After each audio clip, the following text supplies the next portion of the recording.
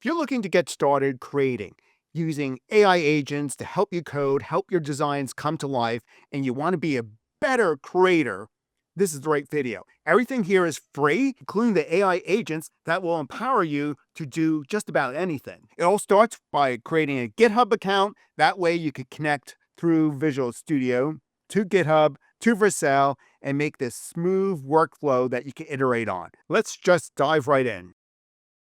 There's many reasons to have a GitHub account. The main reason will be for a repository, but the other reasons, so you can interconnect into Vercel, get Google Copilot going within Visual Studio, and have other automation happen within your development. And don't forget about GitHub Desktop, the connection between your local files and GitHub. To start, go to github.com, and you're going to sign up for a new account if you don't already have one. Click on Sign Up. Enter your email address, create a unique password for your GitHub account, enter a username, country or region, and email preference. I'm going to skip that. You sent a code to your email address and enter the code in here and then press continue. Now you're ready to sign into GitHub. And click sign in. And congratulations, now you have a GitHub account. While you're here, create your first repository. This way, when you install GitHub Desktop, you can pull in this repository and make that connection between your local computer where you're developing the code with or without the assistance of AI and your repository. Click on Create Repository from here.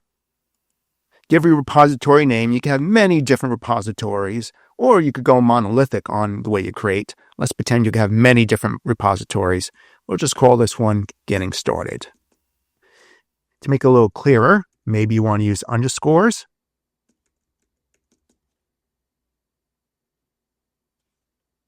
Give it a description.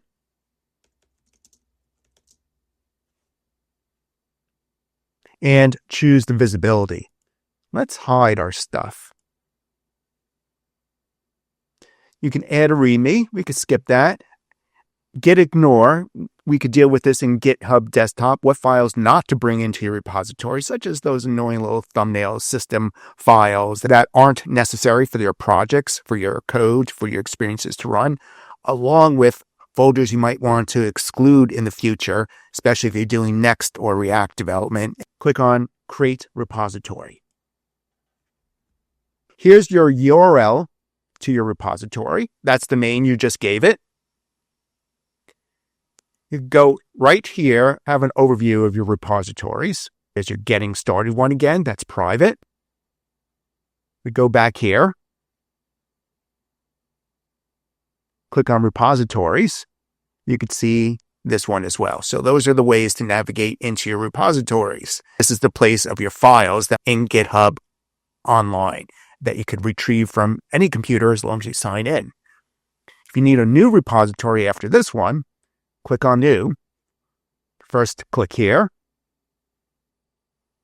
That's your username or your user account, repositories, and you click on New. Now you're back at that same screen just a few moments ago where that first repository was created. And you would just follow the same pattern. Choose public or private. Public, anyone on the internet can see. Private, you choose who can see this repository. And that concludes the creation of your GitHub account and also creating your first space within GitHub known as repository. Now that you signed up for GitHub and you created your first repository, it's time to start connecting your local computer wherever you're working, laptop, desktop, to that repository. So this way you can start connecting those files from local, putting them online to either share with other people or use some automation, get into Vercel so you can share the whole website or whatever project you're building, like a Next.js project, with the world for free. Go to desktop.github.com, download, and make sure when you select right here that it's appropriate for your machine. I'm using a Mac Apple Silicon machine. This is the right download for this computer. And you click the button and you wait for the download. It's going to happen pretty quickly. Once you have the download, just double click to open up that zip. If you're on a PC, you might have to right click and use extract files. This is the application, so click and drag right there and place it here. I'm going to make a shortcut so it lives on the dock. So clicking and dragging to the dock. And I'm going to place it next to the web browser icons. To launch it, either open up Applications or go to the dock and click it. This screen connects the desktop app with your GitHub account. Sign in to github.com, clicking on Continue. Read through your options. I'm accepting the defaults. And click on Authorize Desktop. And then open up the desktop again. Configure Git. Use my GitHub account name and email address. This seems like the quickest way to get started, so accept that and click on Finish. On the next screen, let's get started. You can see you have your repository right here, the Getting Started repository that lives up on github.com. If I go to GitHub, right here is this repository. And there's nothing in it. We'll start adding files into this as soon as we have everything set up. So GitHub is asking to connect to this one. And I'm going to clone this repository, meaning connect it from whatever's up online to the local computer and back again. Clone this repository. Select the file locations on your local computer. And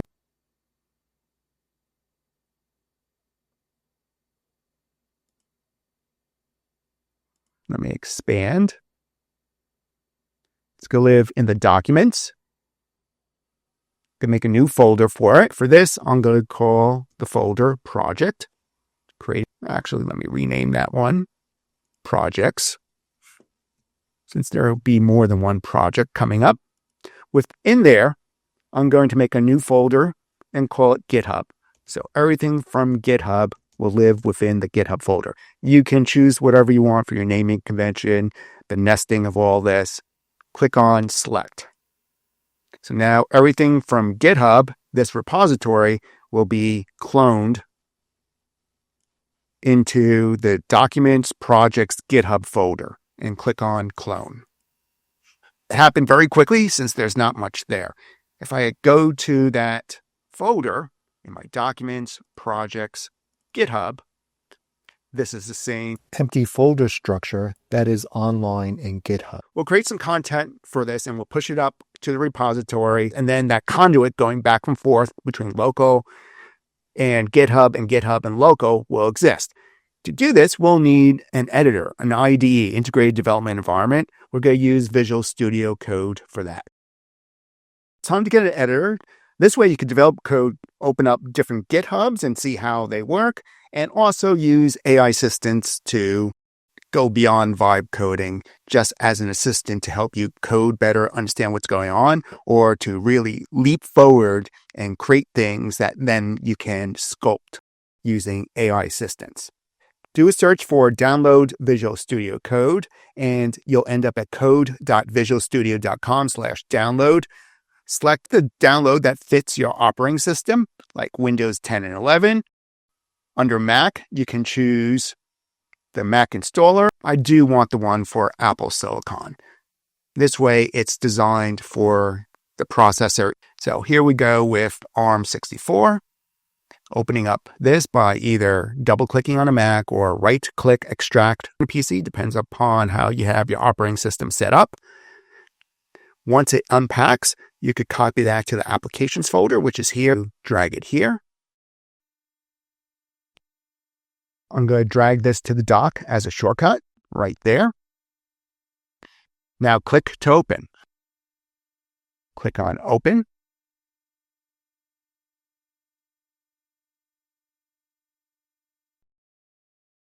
when you first come here, use AI features with Copilot for free. Select this and click Set up Copilot. You need your GitHub account, so continue with GitHub.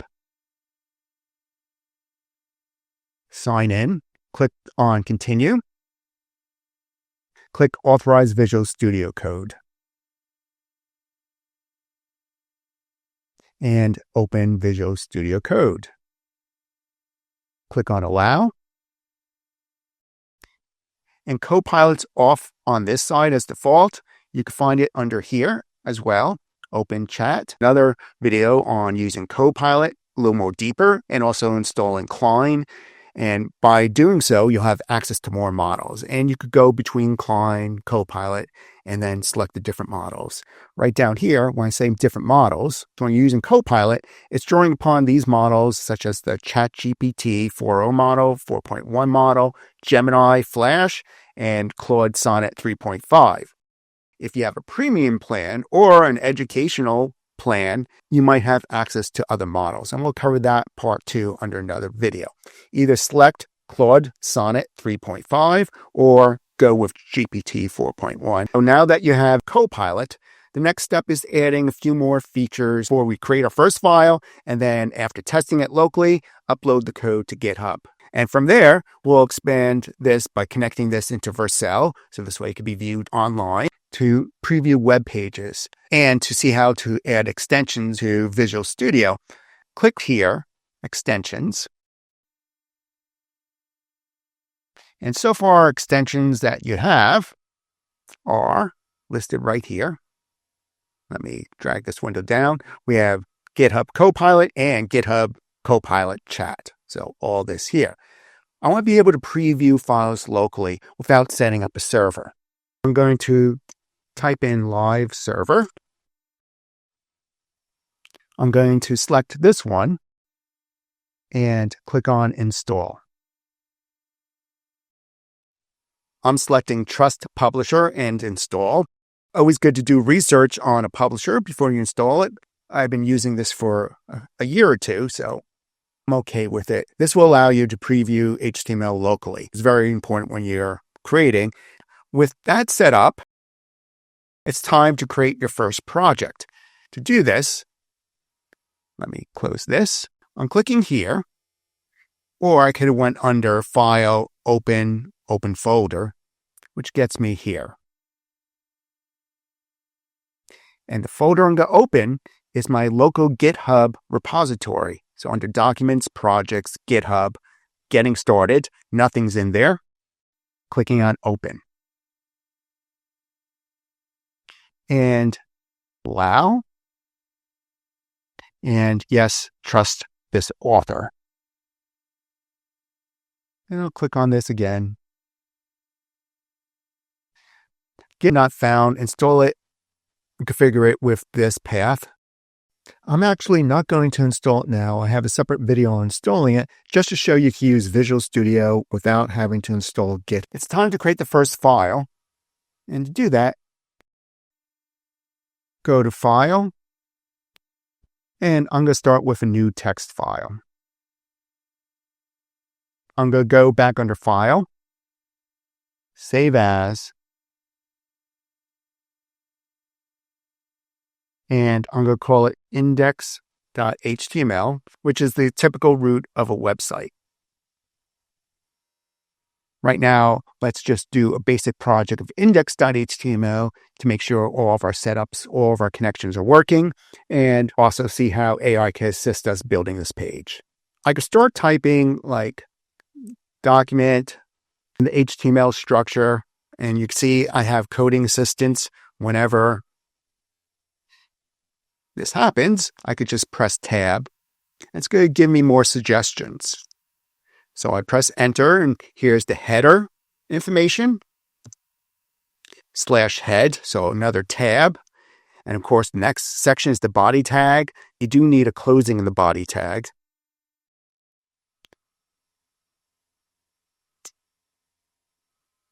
So I'm not looking to put a header, which is different than the head. Just this. I'll do a hi there. I'm going to save this, Command S or File Save. Preview this. This is why you installed that live server extension. Right click, open with live server. There you go. Hi there. First connection. You built this with code. Excellent. Let's make it a little more fancy. And we could do this manually, or let's take Ask Copilot for a spin and think of what you want to do. You could go on and on and on. The more you understand the building blocks of code and design, better any AI will help you get closer to your vision. And then say what color palettes to use. I didn't specify how big the header, what fonts, etc. So you're handing off a lot of the workload to the AI. But when you want to control your design, you want a lot more input, and a lot more input comes from understanding the block elements of the language, as well as good UX and good workflow. And we'll get into that in future videos. For now, let's see what happens. Click on Send.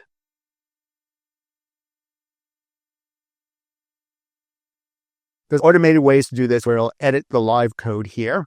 Here's a preview of it. Click here to apply this to the index.html page. And click on Keep. I can right click and open in live server. And boy, is this disappointing.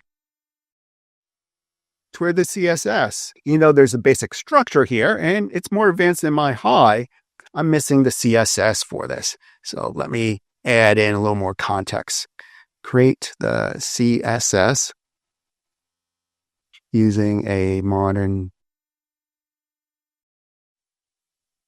and attach that to the index.html page. CSS should be in its own file because I don't want it inline, named styles.css.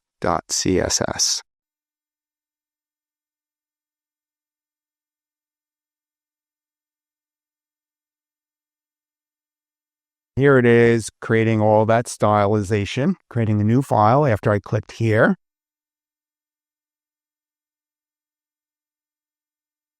And you can see it already automatically updated there. I'm going to click on Keep. And other than the missing image icons, which we could deal with, you should have a lot more say into the UX and the design of your web page and proportions. I did say footer. I wanted a footer, but I want my footer to always align to the bottom. And I really don't think this is kind of modern color for a game company, but this is okay. It's a start. Back to the more we have a say in this, the more we think about our visuals, more we think on a coding level, how we can help the agent understand our vision, the better the outcome. So the last thing I'll do before I'll upload this to Git is I just want this to always align bottom, the footer, because that makes a lot more sense than having a ribbon up here. So last thing, the footer should always align to the bottom of the page. So I'll click on Send again.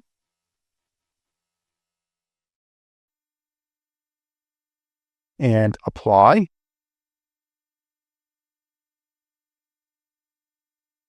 Now my footer is on the bottom of this page. So now I'm just checking it responsively. And this is a good start. You can see that the live server is always updating as soon as you save a file. So it saves you a few keystrokes. You don't always have to right click and say open live server. When you're done using it, you would right click and stop live server. The next part is uploading this to GitHub, getting this live online, and we'll do that through Vercel with automation between GitHub and Vercel to automatically pull our updates from GitHub. Now that there's some code, it's time to get it into that repository, into GitHub. And you do that by launching GitHub. Again, that's your GitHub desktop icon, and GitHub launches. Now when it launches, you see there's changes made. And these changes are the new files that were created in your Documents, Project, GitHub, Getting Started folder, the two new files. So to move this up into the repository online, I'm going to give this a name, such as init for initialization of the project. I'm going to say homepage. In GitHub, you'll find this commit. Give it a description. Let me select all my files again. There we go. Commit 2 files to main. So I'll click on commit 2 files to main.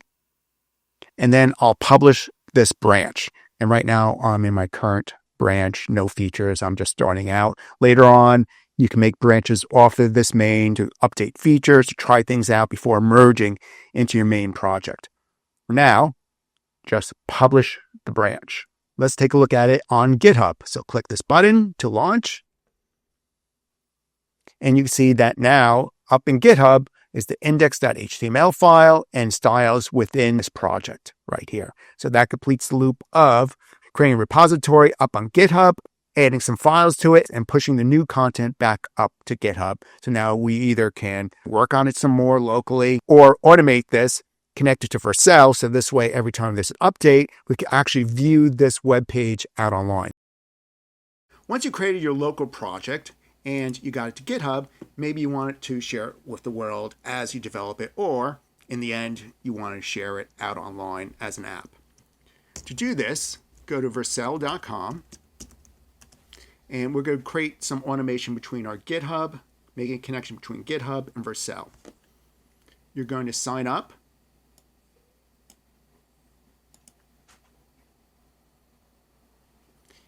Select I'm working on a personal project, unless, of course, you're doing this for your company, then select version 2. Though version 2 is not going to be free.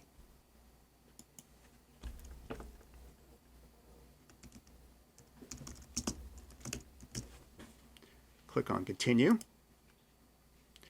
I'm going to use my GitHub to connect.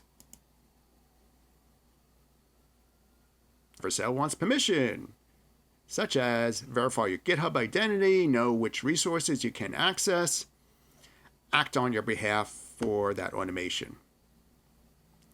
I'm clicking on Authorize Vercel.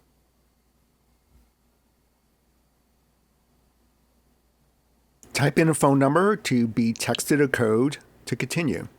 When you get your text, enter the number here.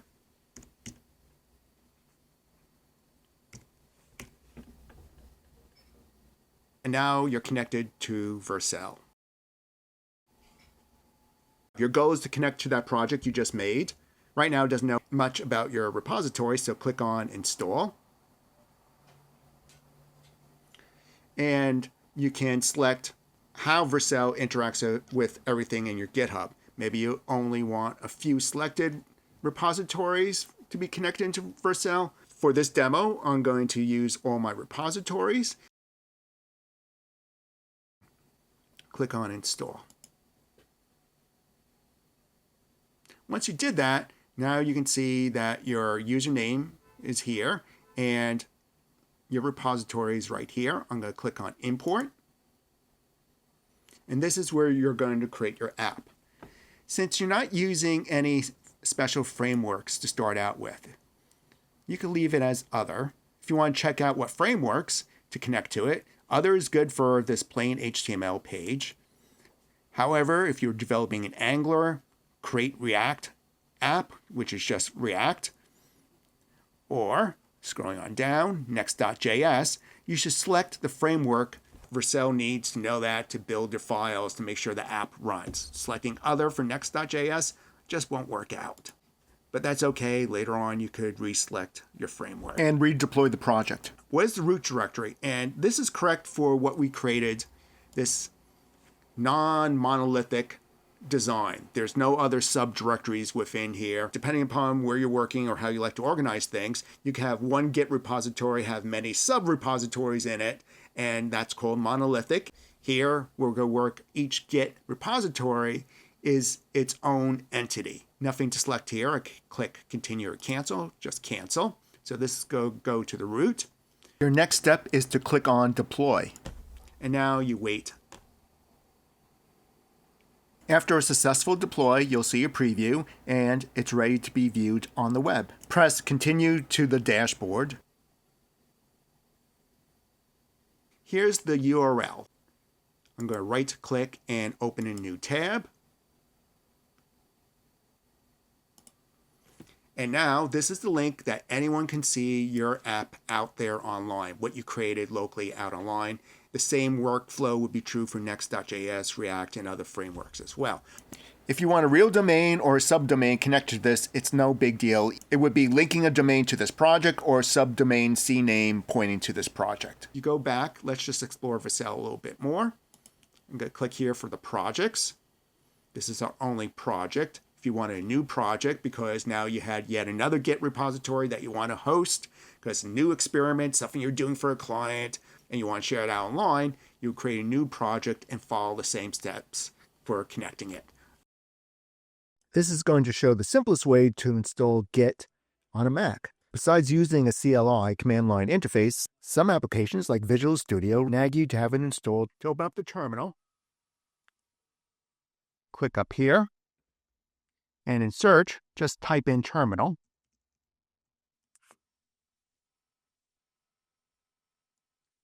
I'm going to paste this command, or you can type it, Git -- version, and it's going to show it's not installed. and once it does that, you'll see this prompt. The GitHub command requires the command line developer tools. Would you like to install the tools now? Select install. Click on agree. This is instead of downloading Xcode from the App Store, which is a big file and a lot of overkill when we just need to have Git locally, so Visual Studio and other applications that use it have it. And after a few minutes, it's downloaded and installed. Click on Done. If everything's okay, I'm just going to press the up arrow key to repeat the last command that was typed in. And now when I press Enter, Git version is there. With Git on your computer, let's open up Visual Studio again and make a few changes. From Visual Studio's welcome page, I'm going to select my recent file as an alternative way to point to a folder to open. File, open folder, and point to the folder that you were just working in. I did an easy install of Git, so this way Visual Studio is happy. You will get this one for a one-time, hopefully only. The extension GitHub Copilot chat wants to sign in using GitHub. So I'm allowing it to sign in again. Continue. And authorize Visual Studio.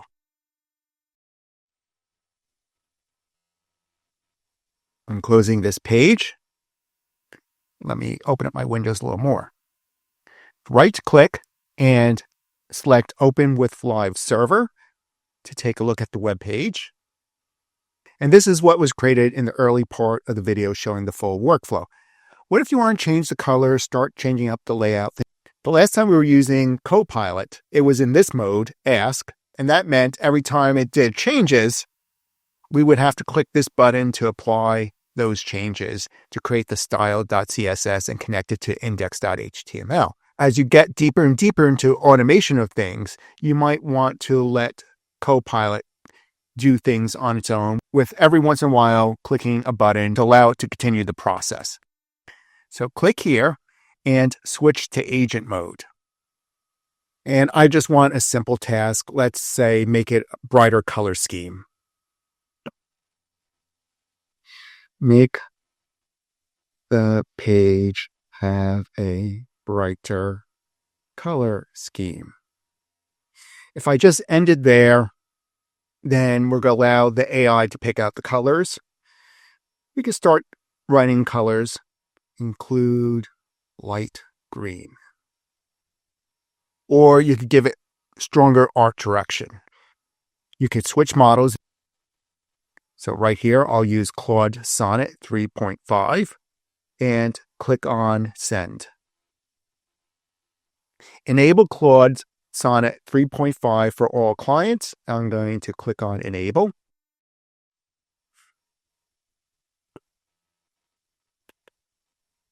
And it's telling us what the agent is going to do. Whoa, very bright.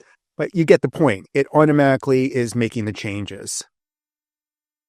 And you can say a little less bright. That's a little better. we really should specify the colors, the fonts, the styles. This sample page was just an overall test to get a project flowing. Remove all gradients from that page and use black for the background color. Make sure the type is readable. From a graphical design point of view and a coding point of view, the more we speak in a visual design language, the better the outcomes will be. We can control. We say just make them less round. Will that translate? We could say something more like, by speaking directly about the elements and also their properties, you will be in a stronger position to convey your visual concepts. The middle div, 4 pixels. There's the new iteration of our web page. We still have to add images here, and you should maybe change Twitter to X. Instead of always typing, you have to take control of your web page. Just because you're using an agent to assist you doesn't mean you have to be all hands off. Actually, you should dive in and make the changes that you need. So the goal is to work with an agent. Don't let the agent take over your design. So you will always want to be in control. To complete this loop, we have our Vercel app here. And now you want this to update. To get things to update, that means going back to GitHub Desktop, submitting these changes, updated design, commit to files. These are the 2 files that have changed. And then push these changes to GitHub. And we could jump to GitHub and see that files are being updated. Since we connected our GitHub to Vercel, you can go directly to Vercel to see the connected update. The automation from GitHub has already taken effect. Going to our design, it's already available up online. This is just a pure HTML build. Deeper stacks using Next.js and other technologies might take a minute or two and has to go from your local computer to GitHub, from GitHub to here to build and deploy. With the workflow going from local files created in Visual Studio to GitHub and to Vercel, it's so quick to iterate on your design and see it live, whether coding it by hand or with the help of an agent.